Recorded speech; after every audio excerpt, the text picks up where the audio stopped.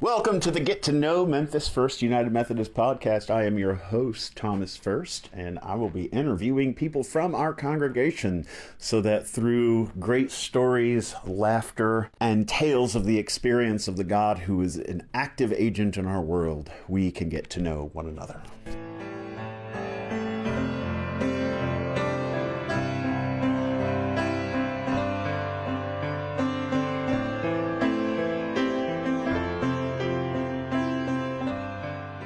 Welcome to the Get to Know Memphis First podcast. I am your host, Tom First, pastor of Memphis First United Methodist Church, and I am excited this morning, actually, as I record this, to have my longtime friend, Darwin Wright, join me on the podcast. Welcome, Mr. Darwin. Welcome, Tom. Thank you. Yeah. Oh, you bet. How long have we known each other? Since you were doing the table at that other church, and we ran into each other because we used to go to the 5 o'clock service, and you filled in. And I told Glenda, I said, we need to follow that guy. He's different. I'm going someplace. Right. I'm going downtown. I always list you as John the Baptist. You know I'm referring to. You're coming from the wilderness, and we're following. Well, let's hope I don't end up with my head on a platter. Correct. So, Mr. Darwin, one of the things that I want to do in this podcast is just help people get to know you, and in particular, your story about, your larger, obviously there'll be elements of your larger life story, but what I'd love to know is just, questions about how you have related to God over the years. And so if you could go back into maybe even childhood, like who would you say, like, is there a person that comes to mind who sort of created for you your first memories of God or your first thoughts about God? Probably my maternal grandmother and my father. My maternal grandmother was, let's say, a different lady, but she was a WCTU lady. And that always stuck in my mind about drinking. And, as a youth, I fell off that wagon like most of us have. And then my dad was someone that I always looked up to. Our family was never one to hug, to say, I love you, but you always felt as though that was happening. Yeah. And so, what many times what my dad said resonated with me as to how I should take care of my lifestyle. Uh, so for listeners who don't know, what is WTCU? Women's Christian Temperance Union. Oh, okay. Yeah, that's a old school organization. Yeah, very old. I was quite young when my grandmother used to attend that regularly. She would go to that more than go to church. Oh, wow. I Wow. mean, of course, WCTU was part of the Methodist Church, but she would go to those meetings religiously. What was it about her that sort of made you, sort of have glimpses of who God is? Well, just the fact that she was so strong, and my grandfather was never what I loved dearly, but he was never one to go to church.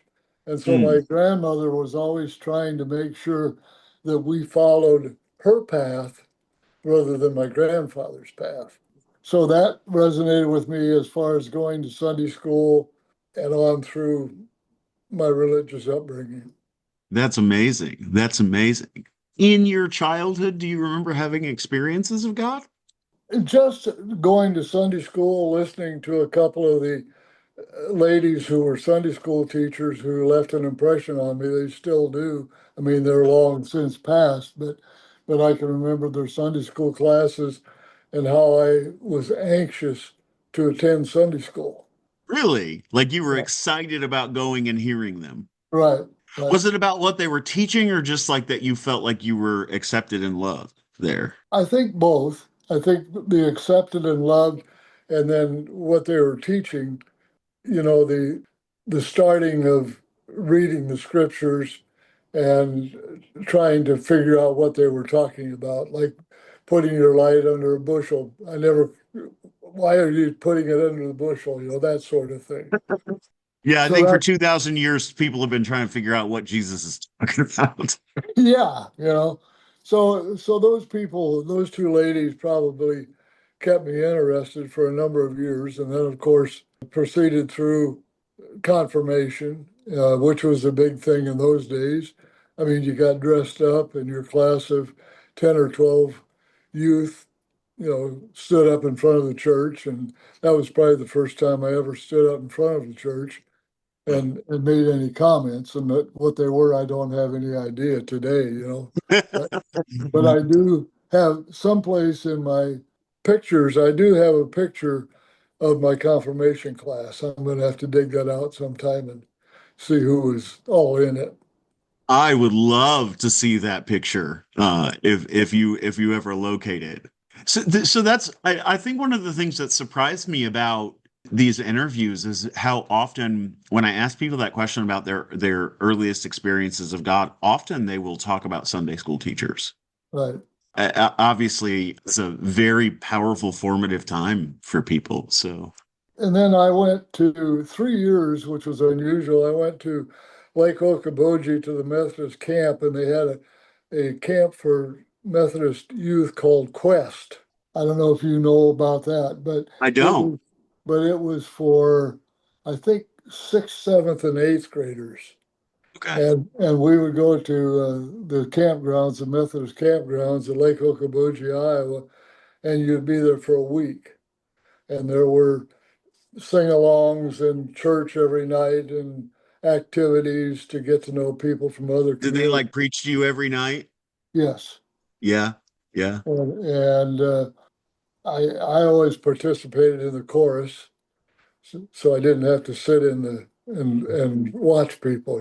So and you got to meet young ladies. That was important at that time That in was your that life. was actually what I was going to ask. That was going to be my question. I said I was thinking to myself, I was like, when I was in sixth, seventh, and eighth grade, my first question would have been like, are there going to be girls at this camp?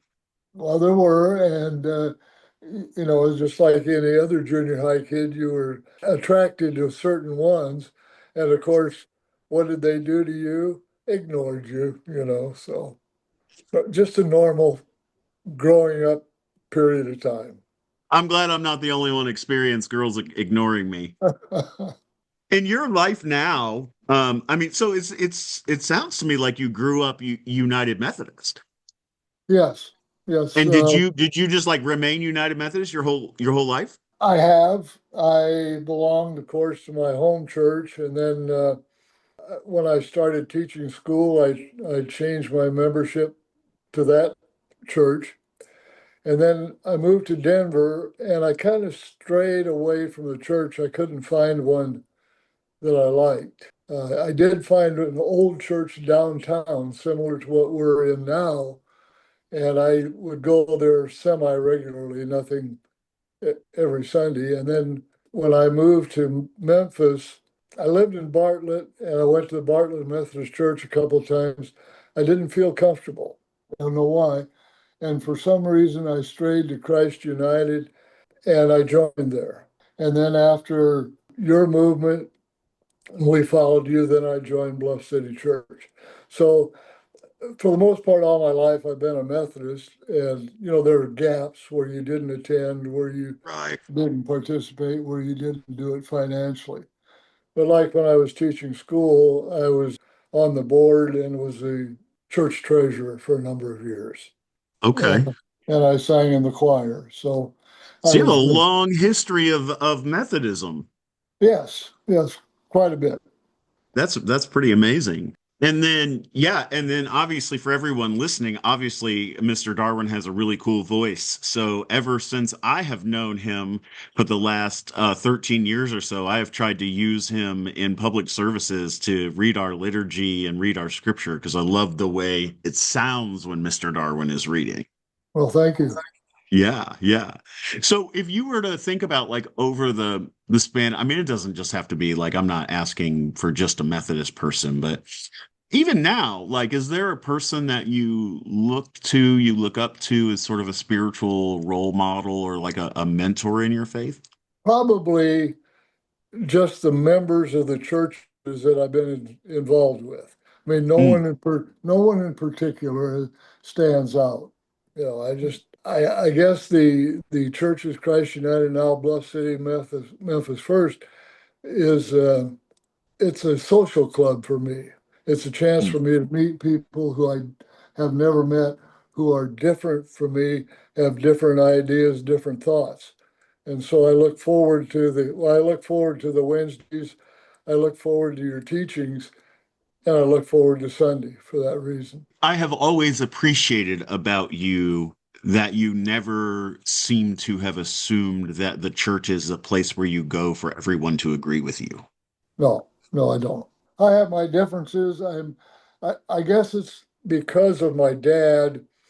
He was a barber in a small town, and Mm. we had a large Catholic community and Protestant community, and he would never turn down or complain to either community division, because if he did and you were Catholic and you didn't like what he said, you'd go someplace else to get your hair cut. Everybody's money spends the same. That's right. That's right. Yeah. And they talked him in. He was very active in the church as an usher and a member of the board. But they talked him in one time to run for city council. And he ran for city council for 2 years and he quit. And I said, why? He said, for the same reason. It's Mm. too easy for people to get mad at me and take their haircuts to some other community. So 2 years as city councilman was the extent of it. Did you have when you were a kid? I mean, it sounds like, even there you had important conversations with your dad and he would share things with you. Did you all talk a lot about God? Not just saying about God, but the way things were said in your household at the meals about how you should take care of yourself, how you should handle yourself, how you should say yes sir, no sir, yes ma'am, no ma'am, open the door for people, that sort of thing. Gotcha. Gotcha. Gotcha. Is there a story from your life that you can think of? This is one of my favorite questions I get to ask people. Is there a story from the whole span of your life that you can think of that just like sort of illustrates for our church listeners like who Darwin is? Well, I'd like to relate a story that happened when I was 18 to 20 years old. Love it. I was doing a job for a construction company, and they wanted me to drive this big truck over county roads to another town to use the truck at that community. On the way back, the truck had a hole in the floor, and I always felt that I got carbon monoxide poisoning, but I don't know. But anyway, the truck went into the ditch, and the ditch was the precursor to the Raccoon River, which Des Moines is complaining about the farmers putting stuff in. Anyway, when the truck tipped over, I did not get hurt. I crawled out of the truck and I got down on my knees and I thanked Jesus for saving my life. Mm. I think that's the time that I became a true Christian. So, to relate the story further, people said to me, "You are really lucky." And I didn't know what they were talking about. The truck, when it rolled over, the cab fell into a culvert. If the Ah, cab had not fallen into the culvert, the cab would have been crushed and I wouldn't be here today. wow. So, so I'm thinking, is someone looking over my shoulder?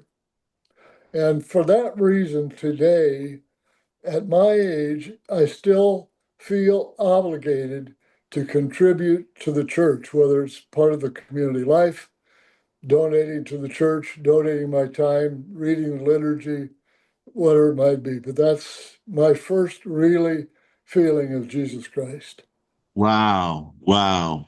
This is the moment you sort of started taking your faith really seriously. Yes, yes. Yeah. I thought that there was something else involved other than just me in my life and in the world.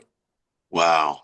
I mean, what an incredible story to just like illustrate how someone's life turns and then from 18, 20 years old all the way through. How old are you now, Mr. Darwin? I'll be 83 in September.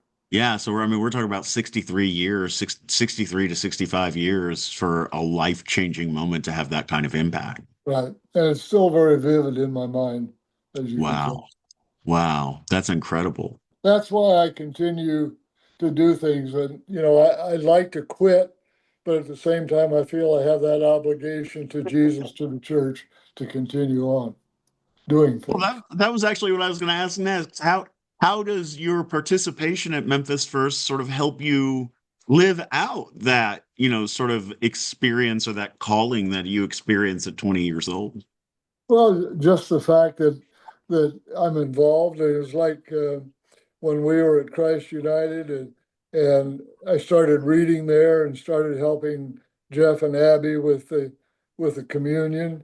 I just felt obligated to volunteer. I know volunteer is a bad word, but like today with readers, I'm always asking people in church, you should be a reader. And they usually don't tell me no. And I turn them over to Rachel because, You just go talk to people, you hear how good their voice is, and you say, I'm recruiting you, and they can't right, tell you no. right, right.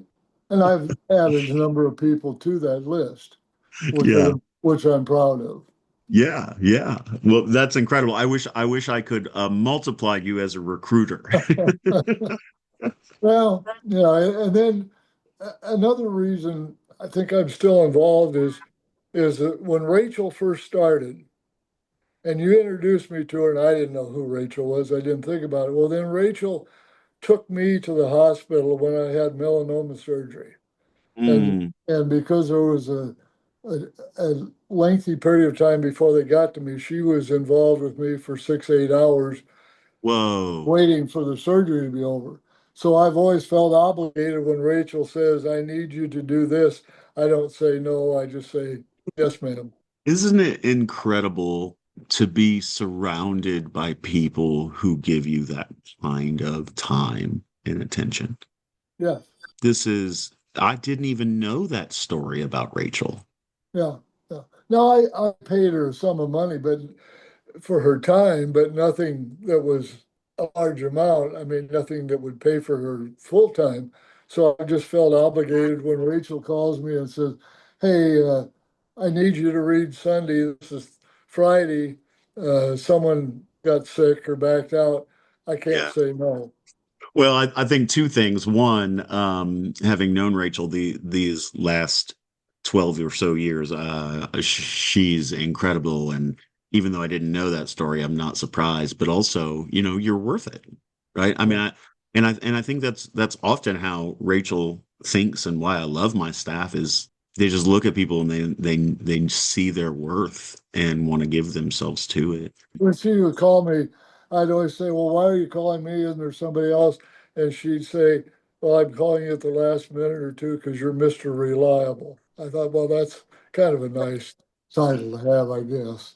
Yeah, yeah, I love it. I may even make that the title of this podcast episode. Darwin Wright, Mr. Reliable. Yeah. Uh, Mr. Darwin, when you think about God, what picture comes to mind? This probably is backwards, but one of the things I think about is Michelangelo's statue of the Pieta and how God took care of him after Mary couldn't save his life and he moved on. And so that resonates with me as to what God can do and has done and continues to do in my life and everyone else's life. Wow, that's really cool. We may have to with this episode put a picture of that up. Okay. Yeah. It's one of my favorite statues that Michelangelo did. That's really cool.